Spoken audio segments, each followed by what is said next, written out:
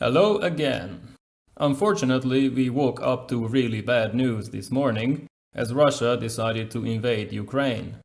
I was going to make a video about Russia's behavior and its likely intentions, but the invasion changed all that.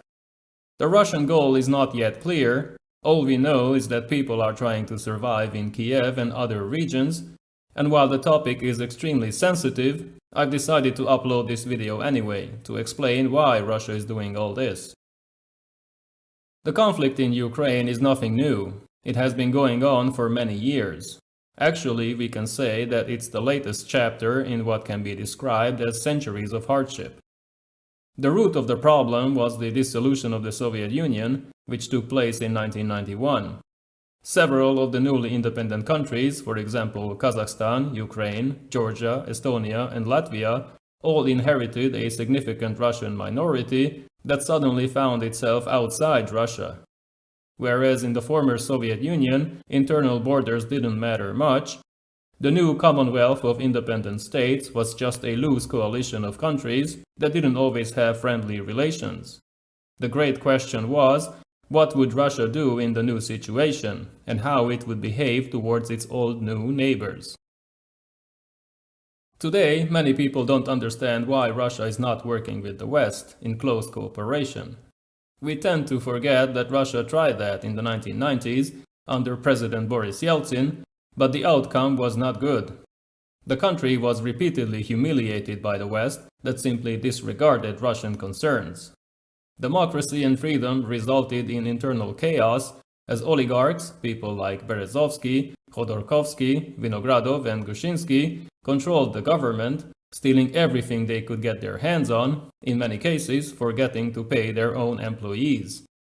Russia was weak and divided, but this was perfect for the West, that kept interfering in Russian matters and continued to penetrate the Russian sphere of influence.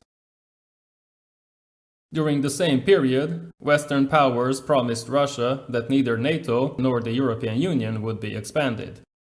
Naturally, after a few years, both organizations added more members, as the same Western countries figured now was the time to exploit Russian weakness.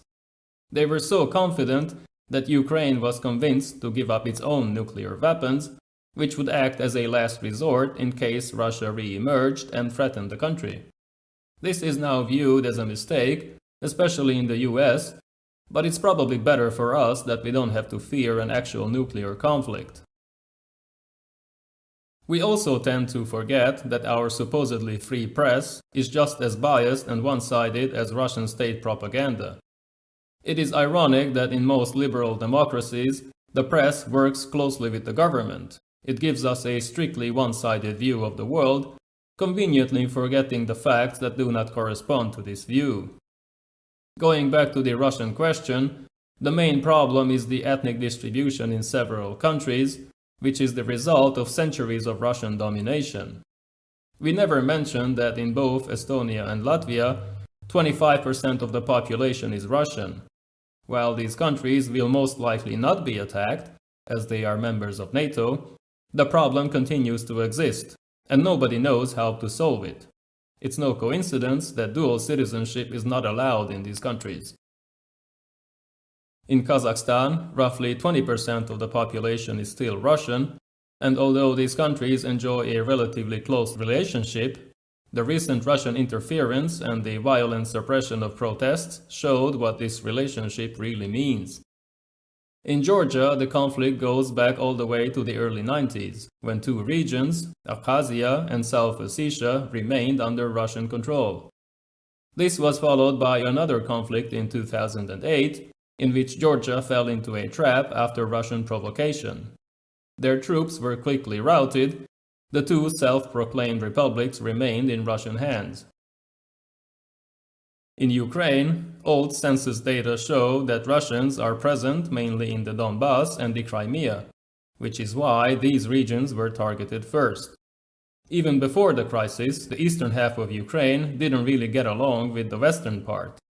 This is obvious when we look at election results. Pro-Russian or Russia-friendly candidates tended to achieve good results east of Kiev, while western regions traditionally supported pro-West presidential candidates. Corruption was ever present. Scandals and even assassinations occurred repeatedly, as Russia was trying to maintain its hold over Ukraine. After years of tensions, fighting broke out near Lugansk and Donetsk, where separatists, backed by Russia of course, tried to leave Ukraine. They managed to carve out smaller pieces for themselves. Ukrainian forces were unable to suppress them, and then in 2014, Crimea was taken without any resistance, mainly because the local population was more than 90% Russian. Their declaration of independence explicitly mentioned the Kosovo independence precedent, by which the local Albanian population broke away from Serbia. This had been strongly supported by the West and opposed by Russia. Now the tables have turned. Russia wanted Crimea, which had been given to Ukraine by Premier Khrushchev back in the Soviet days, while the West immediately condemned it as aggression. Without taking sides, I can say that both camps are responsible for what is happening today. The sad truth is that nobody wants to publicly talk about the real issues and why each side is behaving the way it is. Ukraine cannot be picked up and moved. It will continue to stay in the Russian sphere of influence, which means it will be dominated or strongly influenced by Russia. There's not much we can do about that. The West, on the other hand, continues to use Ukraine against Russia. It will not seriously consider accepting Ukraine into NATO or the EU, so the country will serve as the front line between the American and the Russian empires, with no clear solution to the conflict. Both sides will blame the other for the outcome, but those who know a little bit about history also know that Ukraine will be the only victim in this game between the great powers. In the eyes of the West, it is a useful tool, nothing more. Just like Syria, where another proxy war is being fought, officially against the evil Assad regime, but in reality to remove the last remaining Russian naval base from the region. Once a more interesting or more useful tool emerges, Ukraine will be abandoned by the West, just like Czechoslovakia was abandoned in 1938, followed by Poland in 1939, and many other countries during the Cold War. This is understandable. Nobody is willing to sacrifice him or herself for another country, so our current overlords will continue to follow their own interests and use smaller countries to that end. Of course, you see none of this in our supposedly free press. Both Russian and Western propaganda continues to present their own worldviews to the public. In this case, the conflict is described as a war between good and evil, but we should never forget that all great powers have their own spheres of influence. Just as the United States would never give up New Mexico or Arizona, and China refuses to even discuss the question of Tibet, Russia thinks the same way about Ukraine. Its weakness in the 1990s was temporary.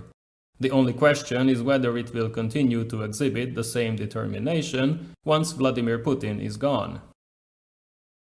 To sum up, we can say that nothing has changed since the ancient times. Empires always behave the same way, not because they are evil or inhumane, but because they must. Otherwise, they will be crushed by their rivals. In this case, the presence of large Russian minorities in neighboring countries makes the conflict inevitable. There is no other way to put this. I know it sounds heartless and cruel, especially towards the people who are trying to survive yet another armed conflict, but it is a reality we have to acknowledge and prepare for. Whatever the outcome, rivalry between the great powers will never cease. It will continue to be part of our present and future.